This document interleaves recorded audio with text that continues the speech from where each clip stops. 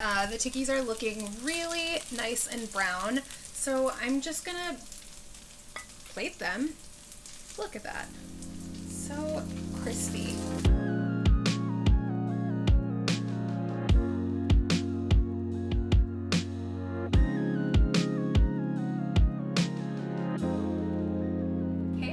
It's Brinda. It's so nice to see you for another episode of Brinda Cooks the Books. Today I am going to be cooking from Chutney's Healthy Indian Vegetarian by Chutney, and specifically I'm going to be making a corn, potato, and scallion tikki, which is like a little pan-fried croquette with a really delicious cilantro and mint chutney to dip into. I love this book for so many reasons. Chutney traveled all over India to get home-cooked recipes from so many Indian home cooks in various regions, and together with their help and their recipes put together this book. So it is truly a representation of home cooking in India, and it's really amazing home-style recipes that can be made pretty quickly and on your average weeknight. So I turn to it quite often since it came out. And I'm really excited to cook from it today, a recipe that I actually haven't made before, but I'm super excited to try out. For this tikki recipe, you're going to need some russet potatoes that have been peeled, cubed, and boiled until tender, some corn that's also been boiled until tender, some cornstarch, some salt, chaat masala, chopped up scallions, and one chili pepper, green chili. I used a jalapeno, but anything you have on hand is totally fine. And then as extra credit, we're gonna make a mint and cilantro chutney. All right, so I went ahead and boiled the russet potatoes before So I've already gone ahead and boiled some russet potatoes in super well salted water to get a lot of the flavor inside the middle of the potatoes. And I'm just going to let them cool for a minute because we're going to be using our hands to kind of scrunch up the tikki, and this is too hot to touch right now. So I'm going to work on my corn instead. It is summer. That means there's a lot of really wonderful corn available, so I opted to use fresh here. Chutney in her recipe suggests that you can use canned or frozen and thawed. Totally fine, but while summer's here, I'm just gonna use fresh corn. So there are a couple ways to do this. This is probably not the best way, but it's the way that I know how. Very carefully removing the kernels from the cob.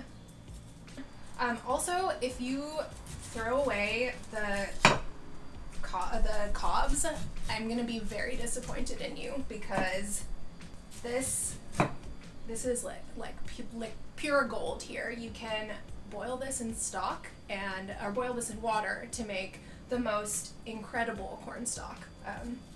It's unbelievably good. Okay, and then we're just going to put corn aboard. Put our corn and our potato mixture that's sort of cooling, along with some 6 finely chopped scallions. This will give you dragon mouth, but it is completely worth it. All right, I got that in there, and then I'm going to chop one chili jalapeno, as I mentioned. I don't even bother ribbing it or removing the seeds because I like things a little bit spicy. I will say that I cut this in half and then touched my mouth and instantly regret it. So no matter if you use the seeds or not, just wash your hands before you touch your face, unlike someone we know. You'll want to super finely mince this chili so that it distributes evenly throughout all of the tikki and you don't get a big bite of chili. All done here. For the vegetables, I'm going to add 2 tablespoons of cornstarch, half teaspoon of salt, full teaspoon of chaat masala, which is actually one of my very favorite Indian seasonings, spice blends. It is a mixture of black salt, which has this really strong, pungent flavor that almost like a little bit eggy, which doesn't sound super appealing, I recognize, but it is so good. It just gives this like deeper, almost meatier flavor to everything that you put it in. as well as amchur, which is a dried mango powder that's very savory and a bit sour, and salt. So and black pepper too, and red chili. So a bunch of really delicious stuff that you can, use to season stuff like this, or you can just put over fruit or vegetables of your liking. I love this with raw cucumbers and green and also yellow mango, strawberries, anything. It's so good. Add about a teaspoon in there. Yeah, get to mixing. So don't be shy here. The regrettably the potatoes are still not the coolest, so ow. But this is otherwise unbelievably satisfying. And you just you don't need to mash them too much. You just want it to be able to form a cohesive mixture that can be sort of pan fried in little patties or cutlets.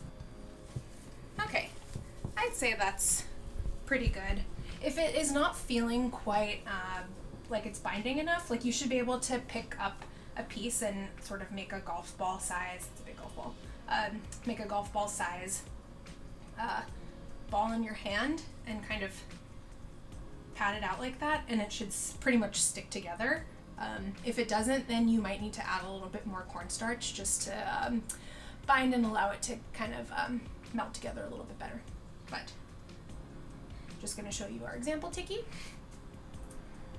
and get my hands cleaned up, and then we're going to heat a skillet because, if you can believe it, it is already cooking time.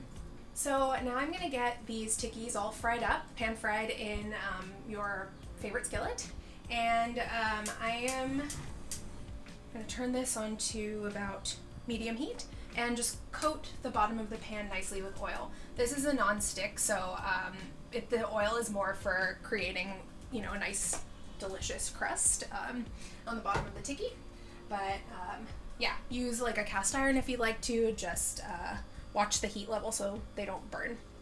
So, gonna give this a few minutes to just heat up, but I'm gonna, in the meanwhile, create a few more tikkis that we can fry up together.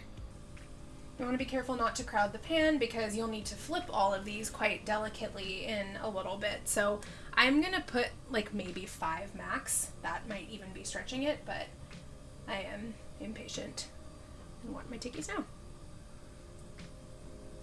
I know it looks like there's space for more, but do not be tempted. This is more than good enough. So these are gonna need to fry for maybe 3 to 5 minutes on each side, and I'm gonna keep myself honest and not flip them too soon by showing you how to make the chutney in the meantime. This is probably the simplest chutney in the whole world. It is well known and very ubiquitous all across India, and every family sort of has their own spin on it, but this is Chetna's recipe, and I think it's super, super good. So, to a blender or a food processor, just add in equal parts mint leaves and cilantro, the stems and all, because the stems have so much flavor in them. This is a very trusty high-powered blender, so I'm not even bothering to chop stuff. Also, what went in there were 2 chiles that were halved. Then I'm going to squeeze 1 whole lime in there. And then, I'm going to add a couple of tablespoons of water as well, just to kind of give the chutney a little bit of body and allow the blender to work a little bit better. Then, last, some salt, and just a tiny pinch of sugar, just to balance out all of that super herbal greenness from all the herbs. So, gonna get that in there and turn on.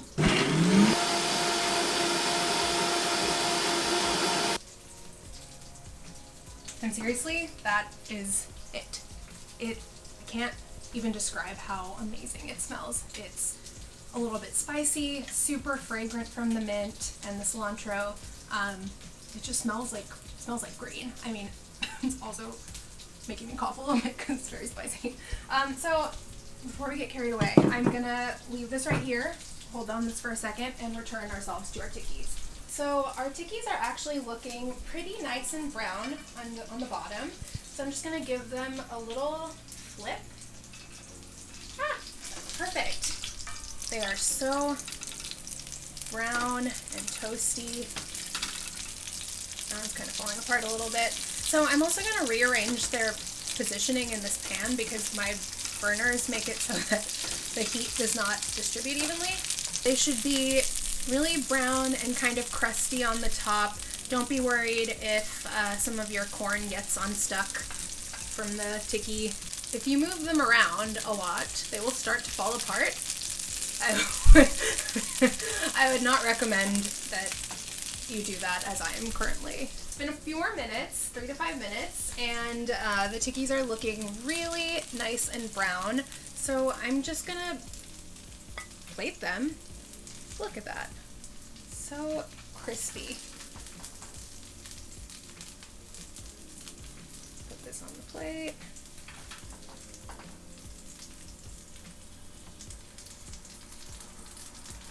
I'm just gonna pour the chutney in a little bowl and yeah, taste these. Show you how they taste.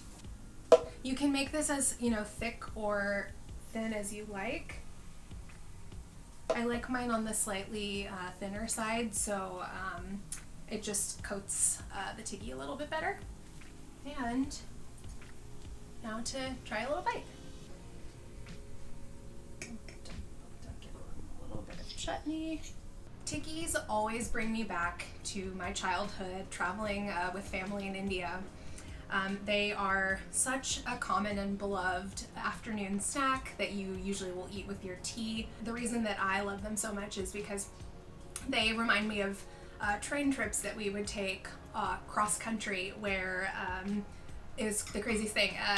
Vendors would sort of hop up on the trains as you were passing through towns and sell all sorts of amazing snacks and drinks and little trinkets, and tikki was consistently always one of those things.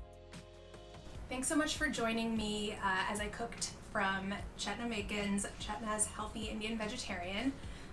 If there are other books that you'd like to see me cook from, please let me know in the comments, and if you'd like to see more videos from me and some of my other colleagues at Food 52, please hit like and subscribe.